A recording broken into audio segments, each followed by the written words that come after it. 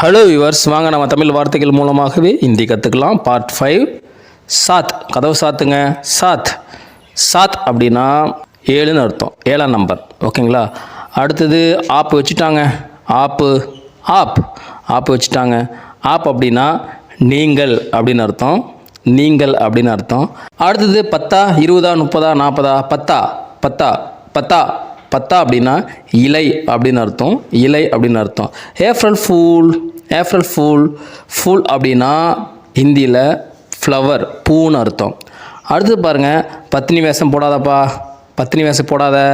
பத்தினி அப்படின்னா மனைவி அப்படின்னு அர்த்தம். அடுத்தது பாருங்கள், இதெல்லாம் ஒரு சாக்காங்க. சாக்கா. சாக்கா. சாக்கா. சாக்கா அப்படின்னா பிரான்ச், கிளை அப்படின்னு அர்த்தம். அடுத்தது இந்த கட்டு இந்த கட்டா அந்த கட்டா, எந்த கட்டை எடுத்துக்கிறீங்க? கட்டா. கட்டா. கட்டா. கட்டா. கட்டா அப்படின்னா புளிப்பு அப்படின்னு அர்த்தம். அடுத்தது சேர். ஒன்று சேருங்க. சேர்.